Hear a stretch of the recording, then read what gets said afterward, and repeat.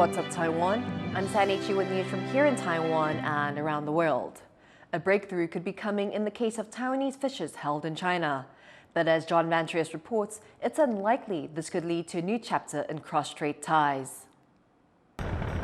It's a rare moment of cross-strait cooperation. Taiwan and China have reached a settlement over Chinese citizens killed in a chase with Taiwan's Coast Guard. And now there are hopes Taiwanese fishers being held in China could soon come home. In March, China picked up 2 Taiwanese anglers after their engine failed. One of them was a military officer, and once China discovered this, it refused to let him go. Now, though, talk of a potential breakthrough in negotiations has reached the man's mother.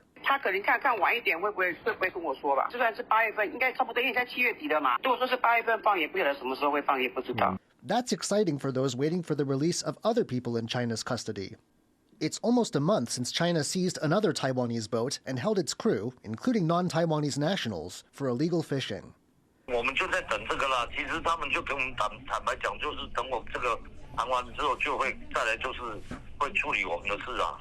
But even if these talks are successful, China has made it clear they don't signal a change in its attitude towards Taiwan. Beijing says these talks are unofficial, people-to-people affairs. The only way forward, it says, is a return to an arrangement Taiwan's current government rejects, the 1992 consensus, under which both sides acknowledge they belong to a single China. And for its part, Taiwan's government says China must approach Taiwan through official channels. 所有重点都在政府主导，官方才具有公权力，才能够维护国家安全及民众的福祉，才有能力务实解决民众的问题。这是政府存在的目的及价值。Meaning these talks could be a one-off, a blip of apparent goodwill in an otherwise fraught relationship. Luffy Li and John Van Triest for TaiwanPlus. For more on the potential return of the Taiwanese fishers held in China and what it means for cross-strait ties, John Van Triest spoke to political sciences professor Ian Chong of the National University of Singapore. China says that the negotiations about the release of these Taiwanese fishers are informal people-to-people affairs. To what extent do you think that's true? Have any Taiwanese officials been involved? And that's why you have entities like the Straits Exchange Foundation and the Association for Relations Across the Taiwan Strait on the PRC side. They allow the fiction of ostensible sort of non-official representation, but of course the sort of official side is not far behind. They have been, I suppose, entrusted by officials to make certain represent positions to each other. So in a technical sense, it's people to people. But I think in any realistic sense, there is the sort of state backing behind the exchanges on both sides. Now, a lot of the tension in these fishing cases has been around the island of Jinmen, which is controlled by Taiwan, but really within sight of the Chinese coast.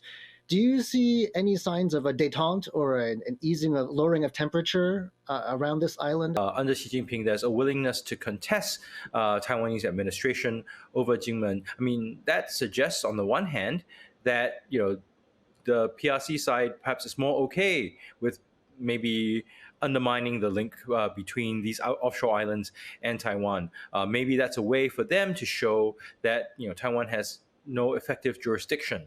If these negotiations don't bring about a lowering of tensions between Taiwan and China, could there at least be a sort of agreements when fisheries are concerned? I don't think the PRC side wants to come to any formal agreement. They want to be able to say that our law is the law of the land, or in this case, the law of the sea, and that even supersedes the United Nations Convention on the Law of the Sea, right? So there's very little reason why Taiwan or any other actor would want to accept that kind of a position, because the Law of the Sea extends some protections to weaker actors. If there is acceptance of the PRC of PRC jurisdiction, it means that they have to act on the largesse, right, of Beijing. I don't think they want that. That was Ian Chong of the National University of Singapore speaking to John Van Triest. Police in Taiwan have arrested over 300 people in a crackdown on illegal online pornography. Wesley Lewis reports.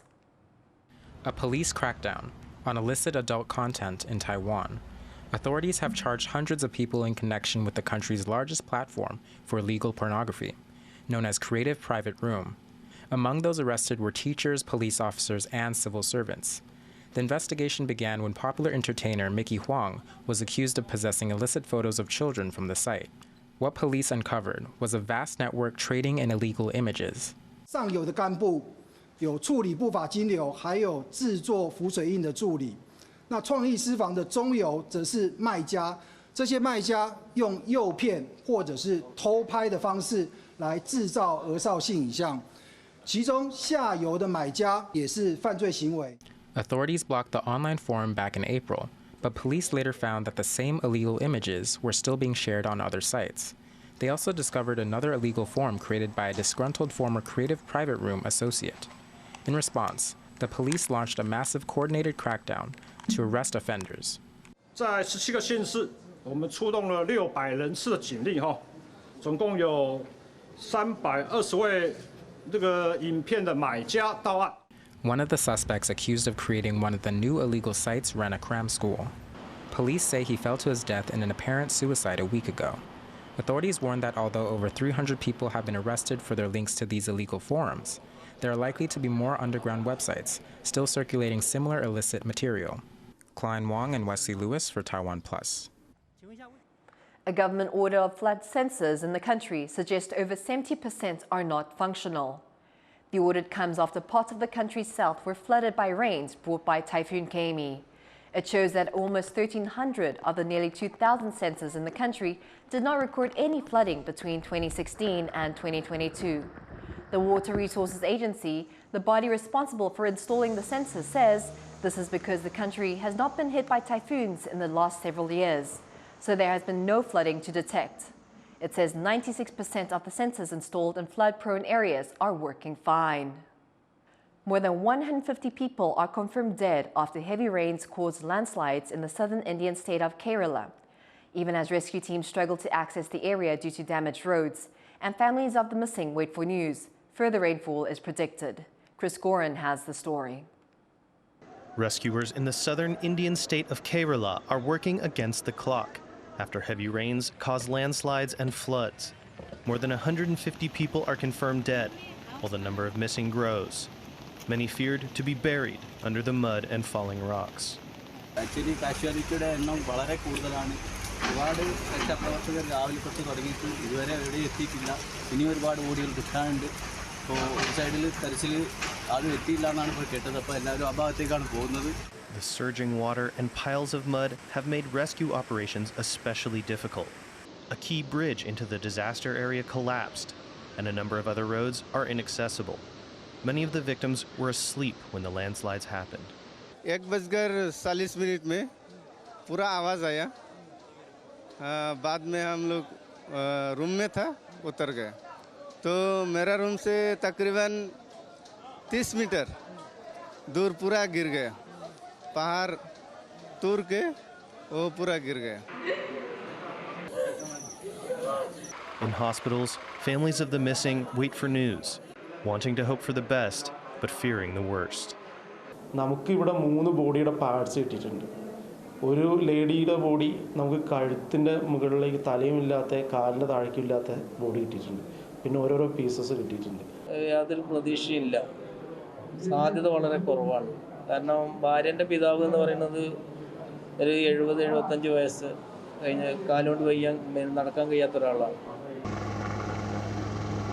Military helicopters and around 200 soldiers have been deployed to help in the search and rescue efforts, with the full extent of the devastation still unknown. The situation continues to remain very grave, but we have news that there are more people missing and the casualty number may go up. And with more rain forecast for the region, authorities are urging the public to stay alert and prepare the best they can. Chris Ma and Chris Gorin for TaiwanPlus. As thousands of Venezuelans protest against his election victory, President Nicolas Maduro has ordered the military and police to start nationwide patrols. Uno, que se cumpla la orden que he dado el día de hoy en el Consejo de Seguridad de la Nación de patrullaje militar y policial en todas las ciudades.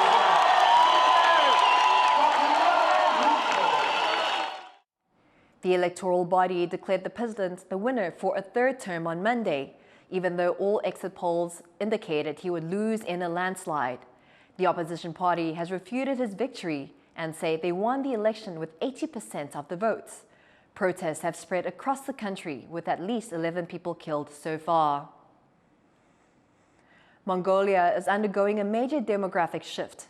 Young people are leaving their families and flocks on the steppe and looking to make a life for themselves in the city. Jonathan Kaplan looks at the rift that is growing in Mongolian society. Bat Arden Hulan has come a long way since her youth on the Mongolian steppe. In many ways, she's a success story for the country, having emerged from poverty to study in Europe and now pursuing a career in finance.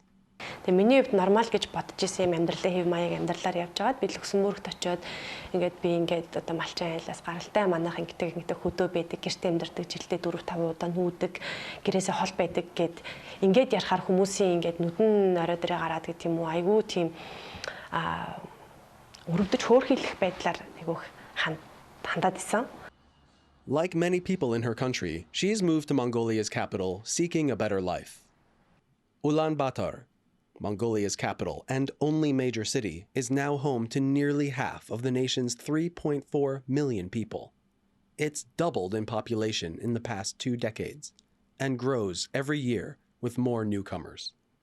As the country's economy grows and its government opens up, people are giving up lives of manual labor in the countryside to pursue education and career opportunities in the city. Өөрийнхөө хүсчээс одоо боловсрол эзэмших гэж бодоод нөө амьдрал дээр гарчаал нэг амарцсан ч юм ааш нэг зах зээл нөхцөл эхэлсэн шүү дээ. Тэгэл өөрөө явж чадаагүй болохоор хүүхдүүдээ л өөрийнхөө хийхээгүй хийлгэж гэж бодсон. The city also offers respite from an ever harsher environment on the steppe. Mongolia's winters have become colder and longer over the past 2 decades, with desertification and shorter summers threatening agriculture and livestock herding. But overturning thousands of years of traditional living has consequences, especially for those who stay on the steppe. Байна. Одоо ингээд би ч өөрөө найзууд дээр тийш явах хөдөл хийж байна. Манай найзууд ч бодо бүгд хотод байгаа. Ихэнх зарим гадаад руугаа явцсан. Тэгэл найзуудтай яагаад найзууд би одоо бараг ангаас энэ ч өөр хөдөө ганцаараа найзууд дээр. And seeing more people leave this close-knit society has led to loneliness. Тэгэл юу н хийцүүштэй танилын үрээ багсаал тэгэл хүн ам цөөрөөл тэгэл дандаа ерөөсө танихаасаа танихгүй усууд хөгчүүд нэх болчихно. But for those who've come from the steppe, adapting to life in Ulaanbaatar hasn't been easy either. The city's pollution, noise, and traffic are all sources of anxiety. It's a challenge that's led some young people to find contentment in their rural lives. Ладаас начих юмсан одоо хотод тэдэн байж болох би яагаад байж болохгүй гэж тэгж боддог байсан. Тэгээ явандаа хөдөөд ирэн зүгээр юм байна уу? Яг хөө тэгээд хүмүүс хаач яасан хүний л адилхан амьдрах нөхцөл адилхан хотод очсон ч адилхан мөнгө байна. Mongolia's future lies somewhere in the tension between its enduring steppe culture and new ways of life emerging in its urban core. And the country's young people will have to decide which life is right for them. James Lin, Bryn Thomas, and Jonathan Kaplan for TaiwanPlus. Taiwanese boxer Chia-wei has been defeated at the Olympics. Gan lost 0-5 to America's Omari Jones in the 71-kilogram category, losing his chance to make the top 8. This year, a total of 2 Taiwanese male boxers competed in Paris. Both have failed to advance. Thank you for watching What's Up Taiwan. You can visit the TaiwanPlus website or follow our social media for more stories from Taiwan and around the world. Finally, take a look at these tuataras, an ancient species of reptile at Chester Zoo in the UK. I'm Sandy Chi. Take care and see you next time.